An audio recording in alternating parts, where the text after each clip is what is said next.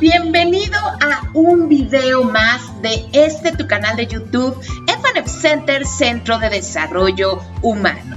Te recuerdo que nos dedicamos principalmente a la atención de personas desde el punto de vista psicológico, al acompañamiento tanatológico, al derecho y a la educación. Somos un centro que se fundó desde 1999 y estamos aquí para poder apoyarte en el óptimo desarrollo de tu persona. Me presento como siempre, yo soy la doctora Fernanda Vázquez y para mí es un placer poder acompañarte en todos estos videos. Y me encantaría, por supuesto, también que te unas a mis redes sociales. En Facebook me puedes encontrar como doctora Fernanda Vázquez-psicología. En Twitter y en Instagram me puedes encontrar como doctora Fernanda Vázquez. También te invito a seguir mi podcast en Spotify. Este se llama Que ser valiente no salga tan caro. Puedes también visitar mi página de internet, que es www.ffcentercdh.com, o mandarme un correíto a través de ffcentercdh@gmail.com. Y desde luego, en tu canal de YouTube, que es FNF Center, Centro de Desarrollo Humano. Y bueno, pues hoy hablaremos de un tema muy interesante, que es la educación especial. Y nos enfocaremos principalmente en cuál ha sido su recorrido a lo largo de la historia y cuál es su panorama actual, en dónde estamos hoy parados en relación a la educación especial. La educación especial es la instrucción especialmente diseñada para cumplir con los objetivos curriculares de estudiantes con discapacidades o necesidades educativas especiales. Pero fíjense ustedes, es una área de la educación en donde aquí en México nos encontramos todavía en pañales. Fue hasta 1980 en donde los padres se empezaron a involucrar con este tema y por lo tanto se ampliaron los servicios sociales y de salud. Pero hoy en día, en pleno siglo XXI, todavía tenemos muchísimas necesidades al respecto. En primer lugar, nos hace falta muchos recursos todavía. Recursos desde el punto de vista económico, pero también material y también recursos humanos. Y sin lugar a dudas, nos falta todavía muchísimo el poder tener una verdadera cultura de la discapacidad. Es penoso encontrar todavía personas que se estacionan en los lugares de las personas con discapacidad, que invaden rampas. Es increíble ver instituciones que no cuentan con rampas, con todas las adecuaciones que se requieren para poder atender y poder ofrecer educación a cualquier persona que tenga una discapacidad o una necesidad educativa especial. Bueno, pues ¿cuál ha sido su recorrido histórico? Vamos a ver. La educación en sus orígenes estaba centrada en cuestiones religiosas, puntualmente en todo lo que dice la Biblia. De hecho, todo lo que era referente a la ciencia estaba enfocado a cuestiones de tradiciones religiosas. En educación especial, entonces, recordemos que en esa época, cualquier persona que tuviera una discapacidad o necesidad educativa especial era considerada como una persona que había padecido un castigo divino. Por lo tanto, su acceso a la educación era totalmente impensable. Más adelante, llega a la educación la influencia griega y romana, lo cual fue muy benéfico, ya que en esos tiempos estamos hablando de todo lo que tiene que ver con la filosofía clásica y todo lo que aquellos grandes filósofos de la historia nos han dejado, tales como Aristóteles, Platón, Sócrates.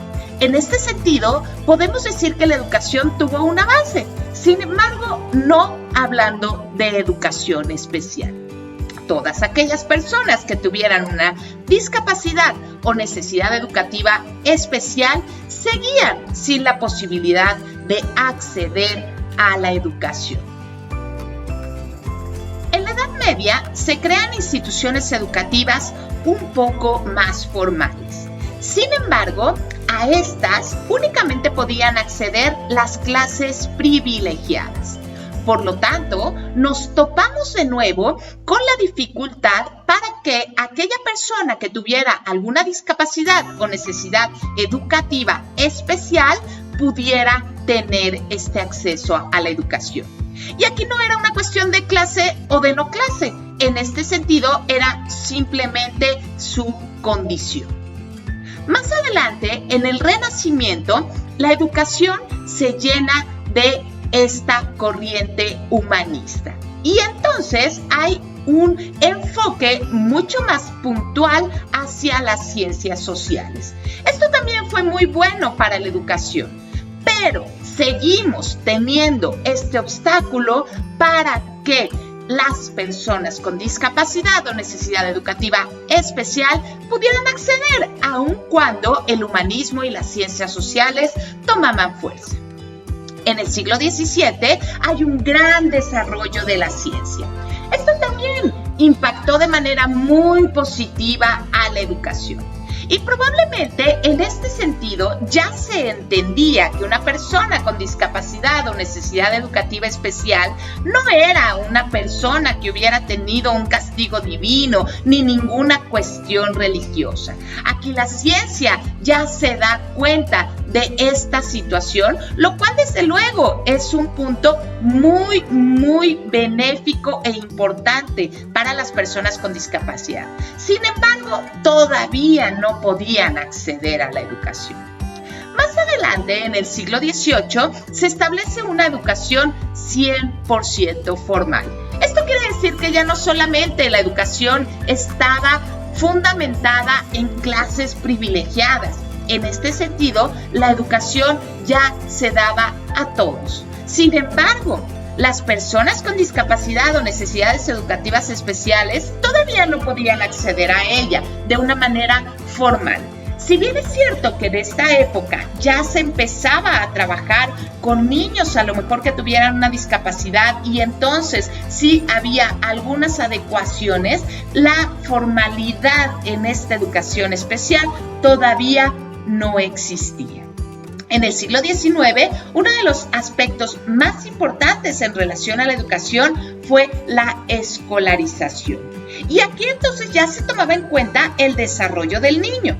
Esto fue muy en gran medida gracias a las aportaciones de Jean Piaget y su teoría psicogenética constructivista, en donde logra, gracias a sus experimentos, darse cuenta de que no todos los niños aprenden de igual forma, que depende muchísimo de su desarrollo cognitivo. Y por lo tanto, un niño probablemente de 3 años no va a tener la capacidad cognitiva de aprender igual que un niño de 12. En este sentido también llevamos una gran ventaja en la educación especial, porque entonces nos damos cuenta que hay ciertas capacidades cognitivas que a lo mejor un niño con alguna discapacidad no ha desarrollado adecuadamente. Y entonces esto sí trajo un avance en la educación especial, pero estamos hablando hasta el siglo XIX, lo cual verdaderamente es lamentable porque se perdió gran parte de la historia en donde esto no existía. Sin embargo, cabe aclarar también que todavía no se daba como tal una educación especial en forma, una educación especial en concreto. En el siglo XX, la educación ya estaba totalmente centrada en la infancia, lo cual sin lugar a dudas fue muy importante para la educación especial. Sin embargo, todavía existían millones de obstáculos para que ésta se diera de manera formal. Principalmente obstáculos en los recursos económicos, recursos humanos, recursos materiales. El siglo XXI se ha caracterizado por la ciencia y la tecnología. Y es entonces cuando verdaderamente la educación especial ha tomado un lugar importante. Sin lugar a dudas, todos estos avances científicos y tecnológicos han permitido que se pueda trabajar adecuadamente en relación a la educación especial. Es muy importante que nos demos cuenta que es hasta este siglo XXI en donde la educación especial ha tomado fuerza. Pero también es importante que nos demos cuenta que todavía existe un largo camino que recorrer.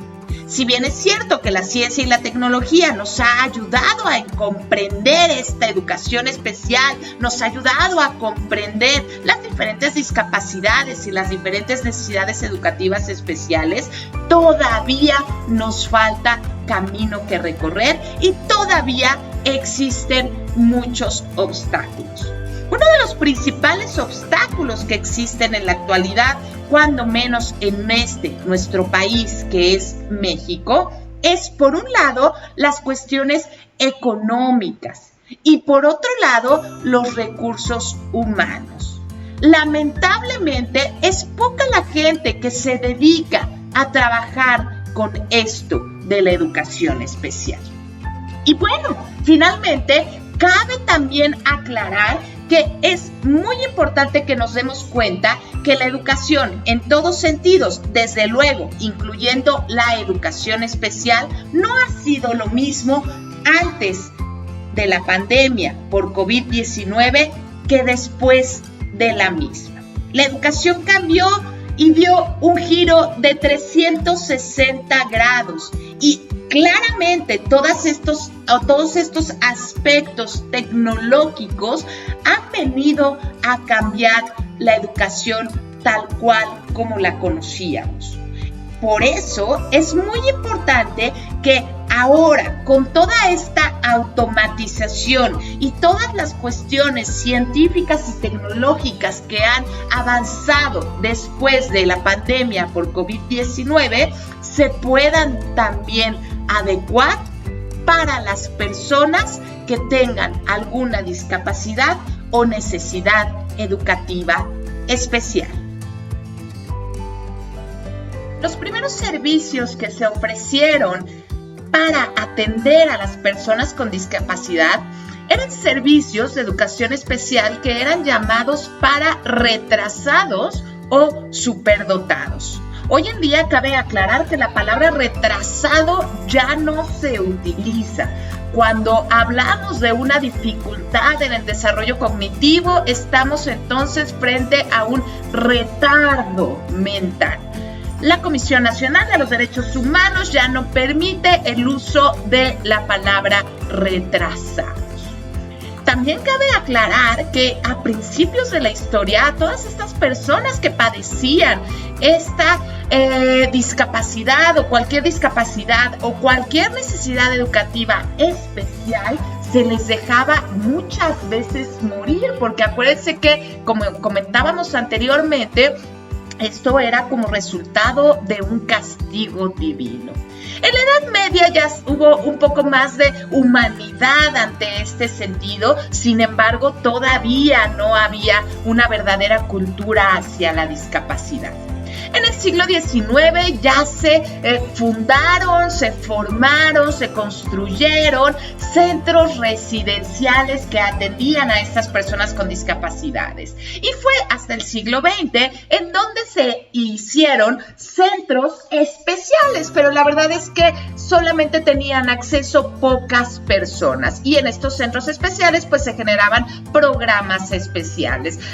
El acceso era a pocas personas debido a que los costos también eran altos. Entonces nos remontamos un poquito a que este acceso a la educación únicamente se marcaba para las clases privilegiadas. Hoy en día, desde luego, pues estamos hablando de que hay muchas escuelas que son escuelas regulares, que son escuelas inclusivas, que dentro de las mismas escuelas cuentan desde luego con estos espacios o estos recursos para atender y generar programas especiales para niños, adolescentes, jóvenes y adultos que padezcan alguna necesidad educativa especial o que sean personas con alguna discapacidad. Fue hasta 1982 que se empezaron a utilizar los términos integración y normalización.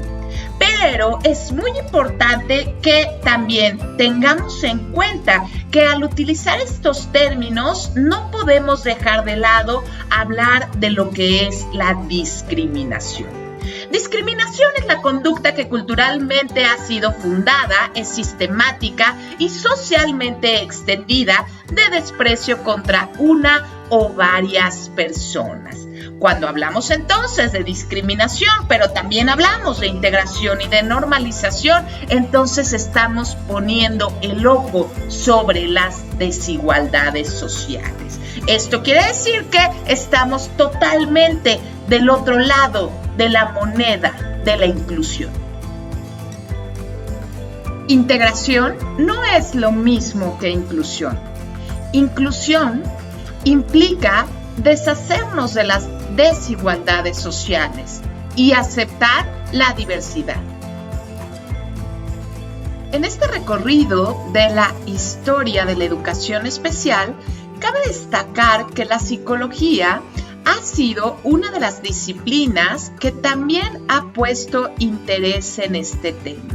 Haciendo un breve recorrido sobre esto, podemos darnos cuenta que la psicología desde sus orígenes inicia con toda la parte también poco creíble o poco científica con Mesmer, que hacía algunas curaciones en relación a la salud mental con una varita mágica.